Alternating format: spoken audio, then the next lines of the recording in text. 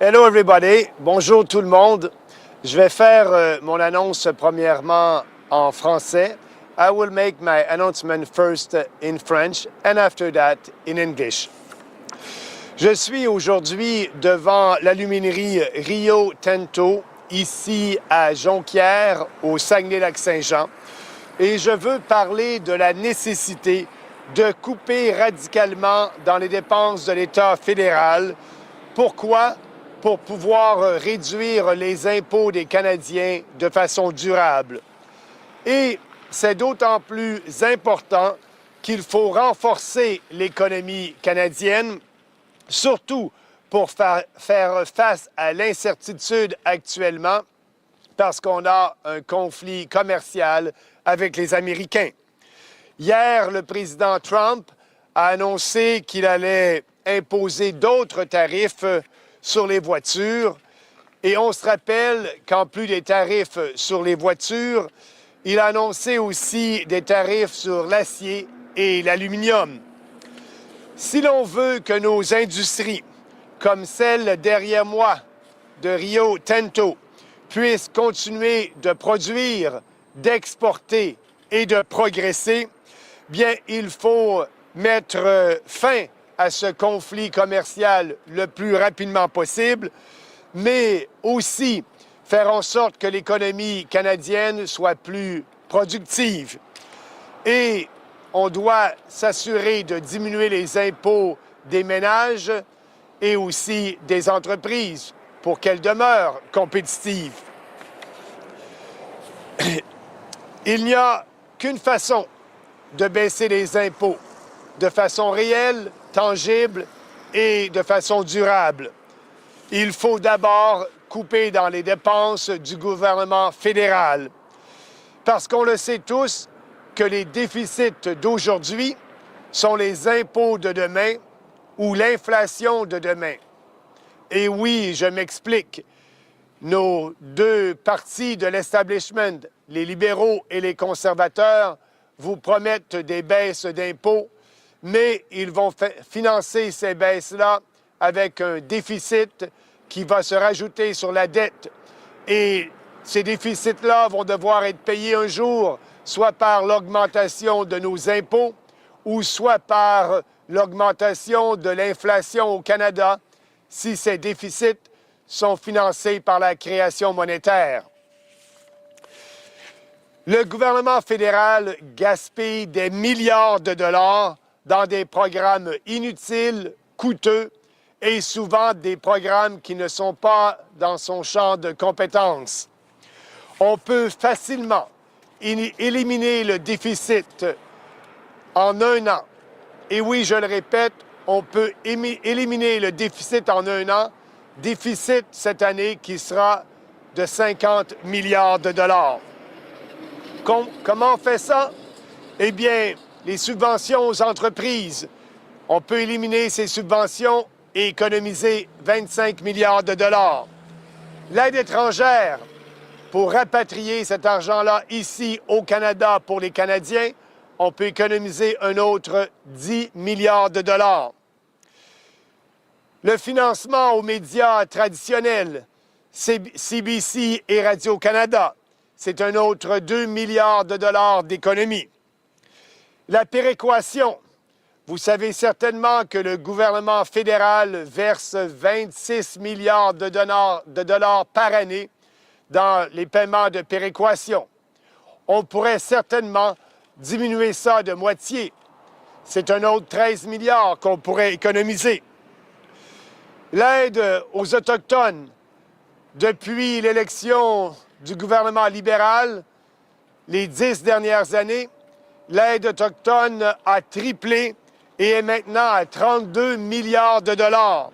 On peut certainement économiser quelques milliards de dollars dans l'aide aux Autochtones. Les programmes inconstitutionnels que le gouvernement Trudeau a mis de l'avant, des programmes qui s'ingèrent dans les champs de compétences des provinces, comme l'assurance médicaments, les garderies et les soins dentaires. On devrait couper ces programmes-là parce que nous, au Parti populaire, on veut respecter la Constitution canadienne. On peut couper aussi tous les programmes qui sont en relation avec la philosophie radicale de l'équité, la diversité et l'inclusion. Pour nous, il faut plutôt promouvoir l'unité, l'égalité de tous les citoyens devant la loi et la méritocratie. On peut couper ces programmes et les programmes aussi qui sont en relation avec le multiculturalisme. Encore quelques milliards de dollars qu'on peut aller économiser.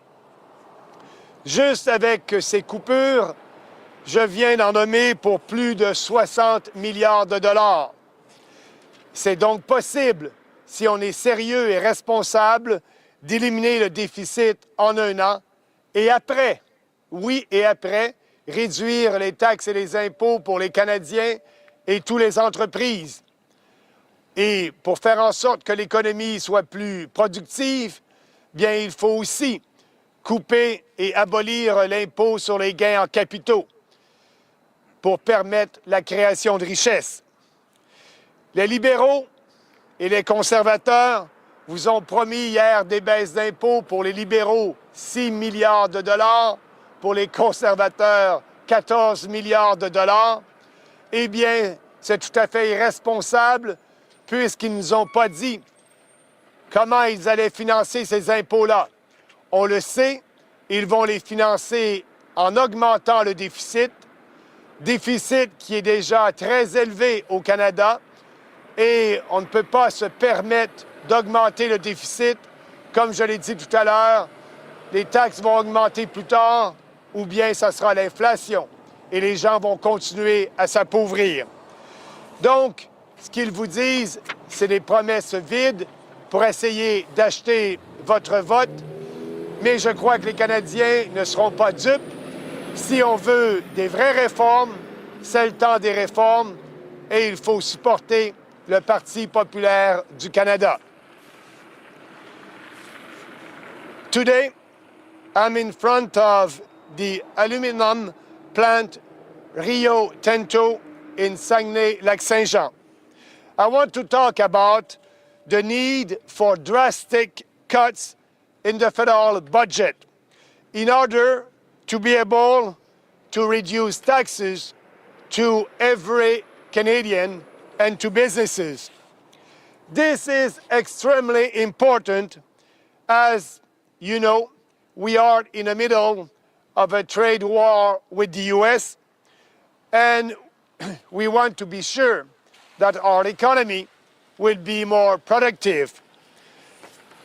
Yesterday, President Trump announced more tariffs on imported cars. Add to that the tariffs that he announced on steel and aluminum. If we want our industries here in Canada to be prosperous, to be able to produce, to export, and to create jobs for Canadians, we must settle that deal, and we must have a deal with President Trump on the free trade agreement between us, the U.S., and Mexico. We are able to have a deal if we are putting everything on the table. We need to reopen that free trade agreement as soon as possible. We cannot wait until 2026. At the same time, we need to clean up our public finances by cutting expenses and by reducing taxes for every Canadian and businesses. Why? Because we know that the deficits of today are the taxes of tomorrow, or they are the inflation of tomorrow. And as you may know, yesterday the Liberals and the Conservatives said that they will cut your taxes. The cost of that for the Liberals is about $6 billion, and for the Conservatives, $40 billion. But it is irresponsible because they're doing that without cutting any federal spendings. They are doing that by adding to the debt, by having a bigger deficit. The deficit of this year is $50 billion. We cannot afford that. And as you know, because they won't cut federal spending, we will pay more taxes in the future, or the inflation will go up. So the federal government is wasting tens of billions of dollars in unnecessary programs that can be eliminated. The deficit can easily be eliminated in 1 year. Yes, I repeat it, not 4 years, not 3 years, not 2 years, in 1 year. By what? By cutting corporate welfare, subsidies to businesses. We can save $25 billion. Cutting foreign aid. Yes, we can save another $10 billion. Cutting CBC and also Radio Canada in French, and all the money the federal government is giving to the mainstream media. We can save another $2 billion. What about the equalization payments? I said that these payments are not actually fair for provinces, and the equalization payments this year is $26 billion. That's a lot of money, and you know, we want to give the best incentive to provinces to be able to develop their own natural resources. And by doing that, if we cut, for example, by half the equalization payments, we will save $13 billion, and provinces will be in a position to have the incentive to develop their own natural resources. So maybe another $13 billion there. Also, all the money that the federal government is giving to First Nations. You know, that budget has tripled in 10 years. Yes, since the Trudeau government in 2015, Trudeau has doubled that budget, and the budget is now $32 billion. I'm pretty sure that we can save some $1 billion there. So, I forgot to speak about all the programs that the Liberal government implemented, programs that are unconstitutional, illegal, because they are interfering in provincial jurisdictions. Daycare, pharmacare, and dental care. If we end that, we will save a lot of money also. And for us, it's very important because the People's Party wants to respect our Constitution. So we will cut these programs. Also, I must speak about, you know, the radical ideology of, you know, IDE, you know, inclusion, equity, and diversity. That radical ideology, the federal government is spending billions of dollars there, plus if you add the multiculturalism, the federal government is spending all that money to promote an ideology that is against our Western civilization values. We need to promote unity. We need to promote equality of every Canadian before the law. We need to promote meritocracy. These are values in line with our Western civilization values. So, if we cut all these spendings in EDA, in multiculturalism, we will save more money again. So just with these cuts, we will be able to save $60 billion. I just showed you that we can balance this budget in 1 year. And after that, yes, after that, we will be able to cut taxes on businesses and also on households. It is important because we need to give you more of your own money in your own pockets. And we will be able to do that. That will be durable.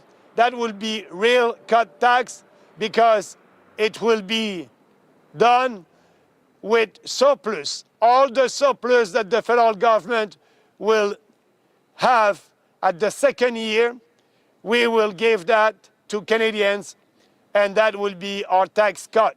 But also we need to cut the capital and eliminate the capital gains tax to be sure that we'll have a more productive economy, productive society, and we will promote the creation of wealth instead of doing the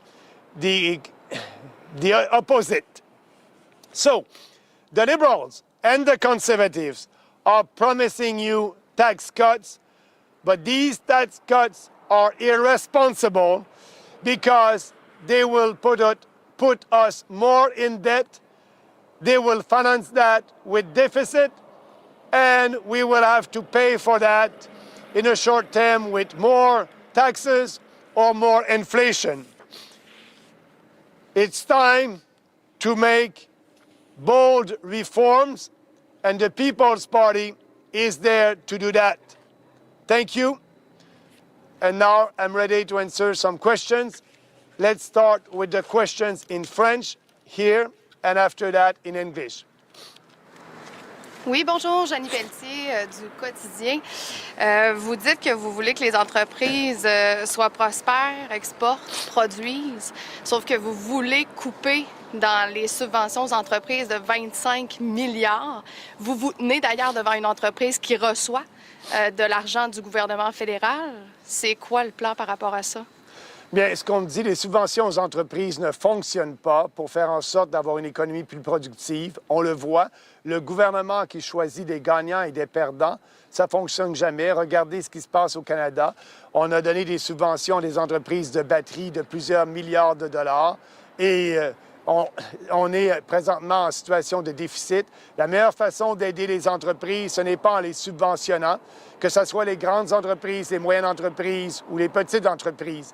C'est en faisant en sorte de baisser leur taux d'imposition pour qu'elles soient plus concurrentielles.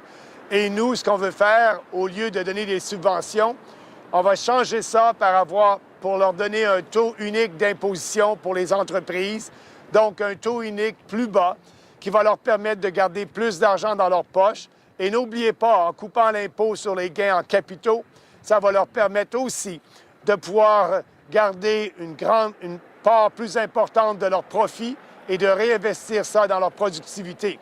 Les subventions aux entreprises n'ont jamais fonctionné. Le meilleur exemple, c'est le Québec ici et le Canada. On donne des subventions et regardez, il faut être équitable envers toutes les entreprises. Et si vous parlez aux gens d'affaires de la région, je suis pas mal certain qu'ils vont dire que c'est une politique qui est juste et équitable parce qu'il y a plusieurs petites entreprises ici à Jonquière qui n'ont pas les moyens d'avoir des lobbyistes à Ottawa pour essayer d'avoir des subventions. Et lorsqu'on baisse l'impôt sur le revenu des entreprises, de toutes les entreprises avec un taux unique, c'est de façon la plus juste et équitable et la plus productive pour permettre à une entreprise de continuer à croître. Donc, historiquement, ça a été démontré que les subventions sont injustes, inéquitables et n'aident pas les entreprises à se développer. Surtout des subventions lorsqu'on le fait en créant des déficits. Il faut couper les dépenses de l'État pour être sûr de s'assurer qu'on va avoir un État fédéral plus petit qui ne s'ingérera pas aussi dans les champs de compétences. Mais le fédéral, pour aider les entreprises, peut aussi réduire la réglementation. Et ça, nous, on en parle souvent. Il y a plusieurs règlements qui nuisent justement à la productivité des entreprises. Le fédéral et les provinces souvent réglementent des grandes entreprises comme ça. Et nous, on veut que lorsque c'est un champ de juridiction qui est partagé, qu'on le laisse la priorité aux provinces, donc au gouvernement du Québec. Et oui, on pourrait aussi déréglementer, qui aiderait bien plusieurs entreprises manufacturières au pays. Sinon, j'ai une autre question. Comptez-vous présenter des candidats dans chaque circonscription ici au Saguenay-Lac-Saint-Jean? Est-ce qu'il y en a déjà? Oui, c'est le but. On a des candidats. Actuellement, je peux vous dire qu'on a 310 candidats partout à travers le Canada d'approuvés et qui font campagne présentement. C'est le but d'avoir des candidats, non pas seulement juste dans la région, mais dans tout le Québec. On veut avoir des candidats dans tous les comtés. Je peux dire que mon équipe regarde ça. On est en train d'approuver des candidats qui vont être nos candidats au Québec qui ne sont pas encore approuvés. On a encore 5 jours pour faire ça. Et on va pouvoir vous donner la liste finale de nos candidats dans les prochains jours pour l'ensemble du Canada et du Québec. Bonjour, David-Alexandre Vincent, TVA Saguenay LCN. Comment vous comptez venir en aide aux citoyens moyens? Vous nous avez parlé des entreprises, mais la classe moyenne et les citoyens moins bien nantis, on parle de réduire certains programmes sociaux. Donc, comment cette baisse d'impôts-là vont profiter à ces gens-là? Ils vont en profiter parce qu'en faisant ça, vous savez, on va régler certainement le problème de l'inflation. Et j'ajoute à ça notre politique sur l'inflation. Aujourd'hui, la Banque du Canada a un objectif d'inflation de 2 %. Donc, la Banque du Canada veut que les plus démunis s'appauvrissent de 2 % par année.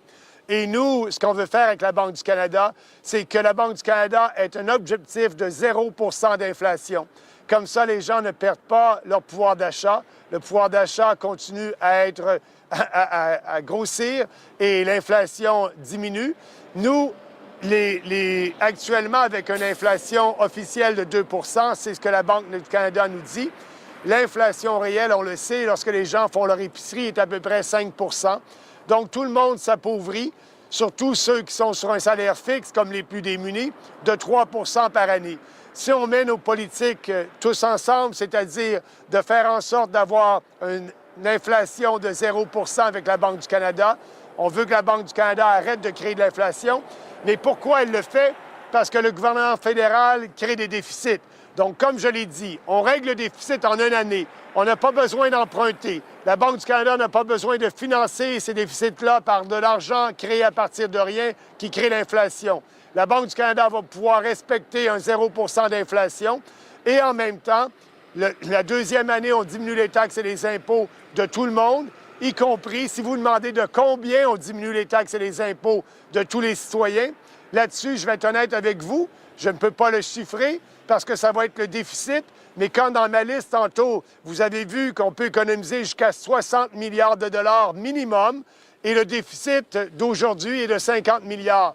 Donc, c'est sûr qu'on va avoir un surplus la deuxième année.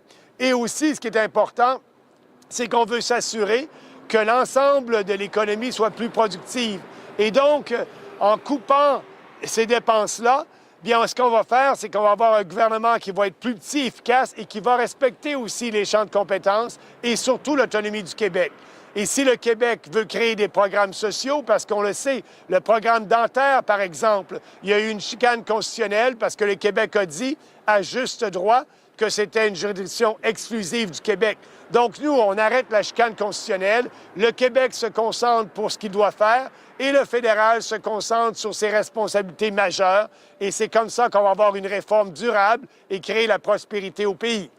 Parfait. Au niveau régional, vous avez déjà 2 candidats sur 3 circonscriptions. Qu'est-ce qui motive votre passage au Saguenay aujourd'hui? Quelle importance ça a par rapport au reste du Canada pendant votre parcours durant la campagne? Bien, c'est important parce que je suis ici. Regardez, là, on parle de tarifs. Je l'ai dit un peu dans ma déclaration tout à l'heure. Et l'annonce qu'il y a eu dernièrement de M. Trump sur des tarifs sur les automobiles qui devraient être imposés le 2 avril, bien, nous, on est le seul parti politique qui dit qu'on doit s'asseoir immédiatement pour faire en sorte que l'entreprise derrière moi puisse continuer à produire et à exporter. Aujourd'hui, les tarifs de 25 affectent toutes les entreprises productrices d'aluminium à travers le monde. Donc, les produits de toutes ces entreprises-là vont augmenter de 25 % aux États-Unis. Mais nous, ce qu'on dit au gouvernement fédéral, leur logique d'imposer les Canadiens, de taxer les Canadiens avec des tarifs est la mauvaise logique, parce qu'on parlait des démunis tout à l'heure. Bien, ces gens-là, maintenant, ont 25 % de taxes sur tous les produits qui viennent des États-Unis. Et ça, on nous dit, les conservateurs et les libéraux, que c'est la meilleure façon de lutter contre le président Trump. Moi, je crois que ce n'est pas la meilleure façon parce qu'on nuit à notre économie, on nuit aux Canadiens, on taxe les Canadiens. Ce qu'on devrait faire, c'est de ne pas riposter en faisant des tarifs et s'asseoir pour négocier l'entente. Et ce qui est important, il faut mettre tout sur la table, surtout aussi la gestion de l'offre, qui est un élément important si on veut avoir une entente économique fiable. Et comme vous l'avez vu hier, Pierre Poilievre, le chef du Parti conservateur, a dit qu'il ne toucherait pas à la gestion de l'offre. Et je peux vous dire que si c'est ça la position du gouvernement, des libéraux et des conservateurs, ça va être très difficile d'avoir une entente avec les États-Unis. Nous, on est le seul parti réaliste qui dit la réalité aux producteurs laitiers. Il faut mettre la gestion de l'offre sur la table, l'abolir et donner des justes compensations aux producteurs laitiers.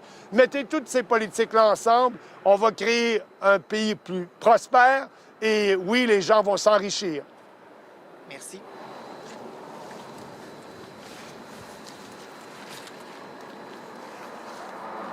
Do we have some question online?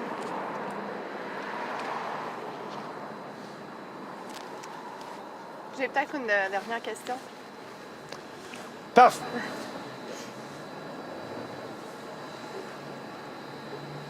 Est-ce que je peux poser ma question? Okay. Bien, c'est juste que vous savez que vous êtes dans une région où il y a beaucoup de producteurs agricoles qui, si ils entendent la déclaration que vous venez de faire sur la gestion de l'offre, bien, c'est sûr qu'ils ne seront pas nécessairement contents de l'entendre. C'est quoi le bénéfice pour le Canada de donner accès comme ça à un système qui, selon les producteurs, est très précieux pour eux? Bien, je suis content que vous me posiez la question parce que je connais bien les producteurs laitiers, surtout dans ma région en Beauce. Et ce que je fais, je leur tends la main. Je suis le seul chef de parti qui leur dit la réalité. Et lorsque j'ai parlé d'abolir la gestion de l'offre il y a 10 ans, les gens n'étaient pas prêts, ne croyaient pas qu'un jour la gestion de l'offre devrait être négociée et abolie. Et aujourd'hui, les producteurs laitiers réalisent, lorsqu'ils lisent les tweets de M. Trump et de son secrétaire au commerce, qu'on n'aura pas d'entente de libre-échange si on ne met pas la gestion de l'offre sur la table. Mais ce que je leur dis aux producteurs laitiers, je suis le seul qui, depuis 10 ans, parle de juste compensation. Et là, c'est le temps de parler de compensation. Je suis là pour être avec vous, main dans la main, pour aller à Ottawa et dire aux libéraux et aux conservateurs qui actuellement vous mentent lorsqu'ils vous disent que la gestion de l'offre n'est pas sur la table, elle est sur la table et on n'aura pas d'entente si on ne met pas fin à la gestion de l'offre. Bien, moi, je vous parle de juste compensation avec une période de transition. Et je sais que les producteurs laitiers font des bons produits, ils veulent exporter. Avec la gestion de l'offre, comme vous le savez, ils ne peuvent pas exporter leurs produits. Je veux qu'ils soient capables d'exporter. Et donc, ce qu'on veut faire, c'est de racheter ces quotas-là à juste prix dès la première année. Et après ça, bien, si on a une période de transition, par exemple, de 4 ou 5 ans, bien, ils auront 4 ou 5 ans pour réinvestir cet argent-là pour être plus productifs et être prêts à exporter. Et aussi, je tiens à leur dire que si les Américains continuent à donner des hormones de croissance à leurs vaches, on sait bien que les producteurs ici, canadiens, ne le font pas. Et donc, ils ne pourront pas exporter leur lait au Canada. Les Américains vont devoir respecter nos normes de bien-être pour les animaux, mais aussi nos normes en ce qui concerne la sécurité alimentaire des gens. Donc, ce n'est pas dit que lorsqu'on va ouvrir la porte, que le lait américain va venir directement sur le marché canadien. Il va falloir qu'ils respectent ces normes-là. Donc, je dis à ces producteurs-là, regardez la réalité en pleine face. C'est une question de mois avant que la gestion de l'offre soit abolie, mais il faut le faire de façon progressive et je suis là pour vous aider pour ça. Et je tiens à vous dire qu'il y a des producteurs laitiers qui sont prêts à exporter. Et c'est quoi le bénéfice pour répondre à votre question? Le bénéfice, il est pour les producteurs laitiers. Je viens de vous décrire les bénéfices, mais surtout pour les consommateurs. Les consommateurs vont pouvoir payer le prix du lait, du poulet et des œufs beaucoup moins cher. Et on parle d'inflation aujourd'hui au Canada lorsqu'on fait notre épicerie. Si on veut s'assurer de diminuer l'augmentation des prix, bien, c'est une politique très tangible qui va faire en sorte que les prix vont diminuer sur ces produits-là, puisque, comme on le sait, les gens sous gestion de l'offre, ces producteurs-là n'ont pas de subvention de l'État, mais ils ont une subvention directe des consommateurs qui paient des prix plus élevés pour garder ce cartel-là, ce système-là inefficace en place. Et aujourd'hui, on nous dit qu'on doit garder ça parce qu'on est en train de perdre les fermes laitières familiales. Mais je tiens à dire à la population que déjà depuis la création de ce cartel-là, il y a plusieurs décennies, bien 97 % des fermes familiales ont disparu. Aujourd'hui, ce sont des entreprises et ces entreprises-là, je veux leur donner l'opportunité d'être prêts à exporter. Merci. Merci. Other question online? From the Western Standard. On your platform, there's talk about withdrawing from several globalist organizations. So, for example, Canada leaving the UN Migration Compact, leaving the Paris Accords, exiting the WHO. For voters who might be wondering what would be beneficial about leaving global organizations like this, can you maybe in your own words state the significance and how it would truly benefit Canada if we weren't part of all of these different international agreements? First, we will save a lot of money. As you know, the federal government is giving a lot of money to the UN, and that's something that we will cut if the UN is not promoting our values. And as you know, the UN is a dysfunctional organization, so I can tell you we will save some money over there. And you know, the other example is the Migration Compact, the UN Migration Compact. Both the Liberals and the Conservatives are okay with that. We will withdraw from the Migration Compact because, as you know, one of our important policy is to end mass immigration. So we will withdraw from that. We will have a pause on mass immigration. We will have a moratorium on mass immigration, and that will help Canadians because, as you know, when we have more people in our country, the economy is growing, the pie is growing, but because, you know, we have more people, the growth of the population is faster than the growth of the economy. So the GDP per capita is lower and everybody is poorer.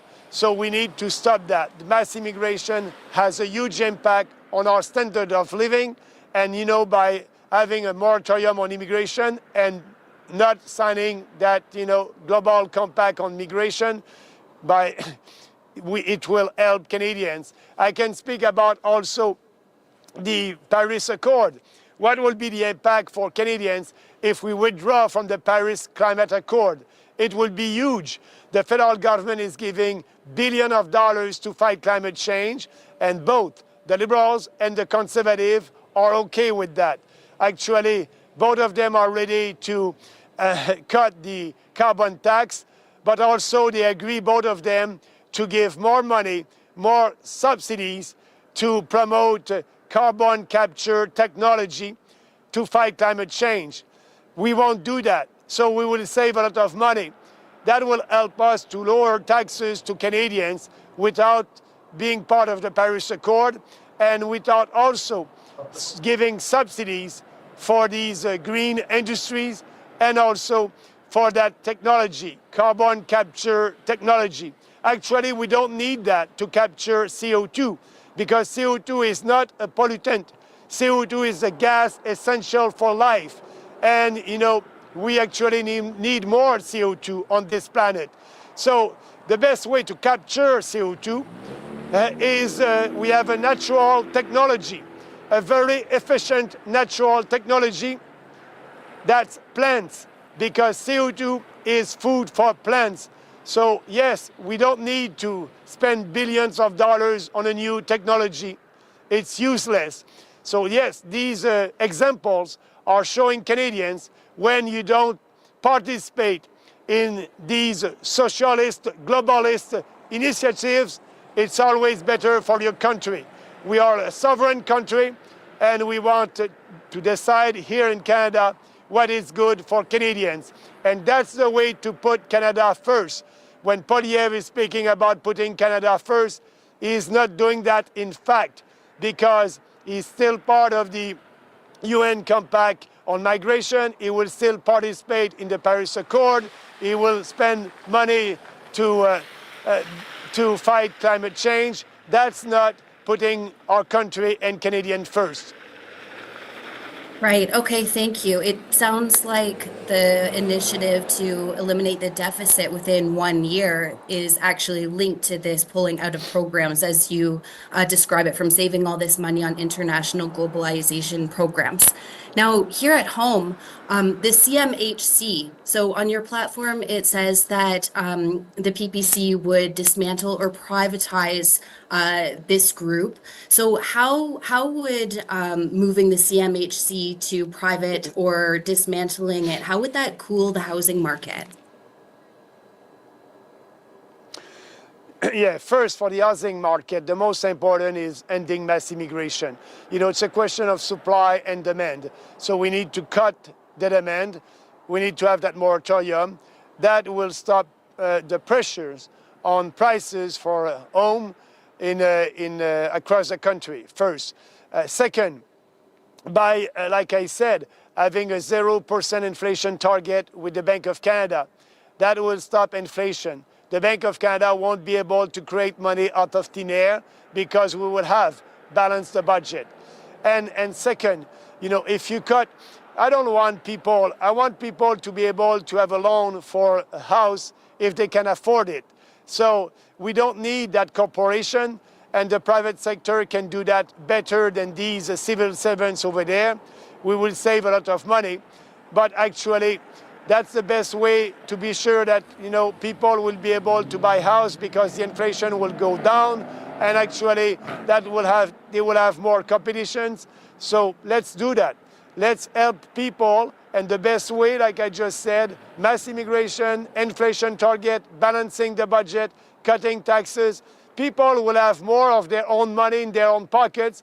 They will be able to save, and they will be able to create wealth, and they will be able to buy a house.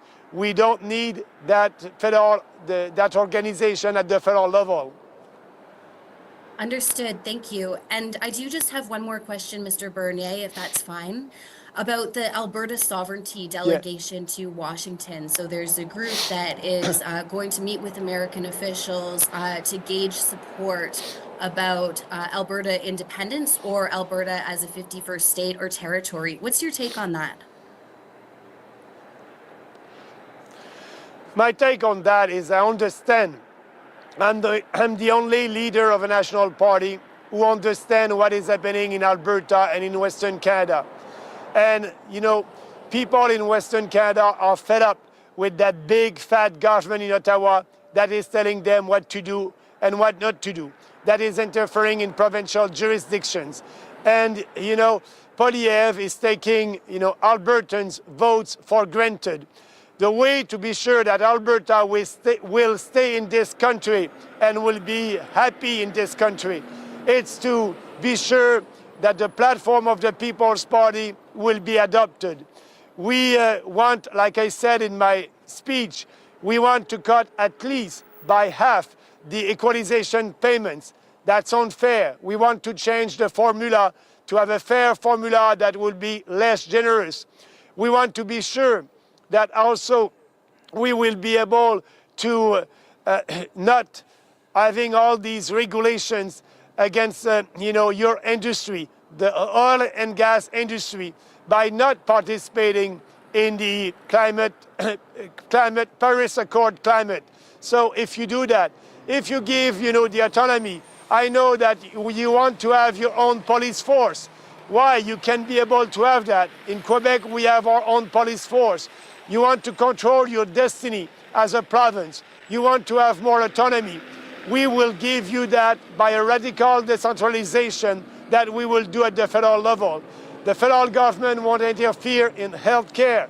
If you want to have more private delivery of services for health care, you'll be able to have that.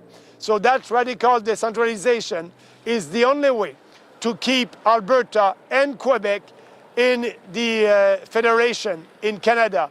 And I understand if we don't do that, maybe this country won't exist in 10, 15, or 20 years. You have also here in Quebec a separatist movement.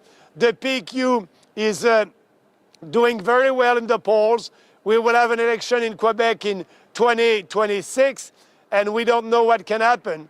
So the way to have a constitutional peace in this country is to respect the Constitution. And we are the only national party that will do that. And I understand why, Daniel Smith, had to table a bill to be sure that the federal government won't interfere in the oil and gas industry. With us, she won't have to do that because that's a provincial jurisdiction and we will respect that. Okay, thank you very much, Mr. Bernier. Thank you. On n'a pas d'autres questions sur le Zoom. No more questions on the Zoom.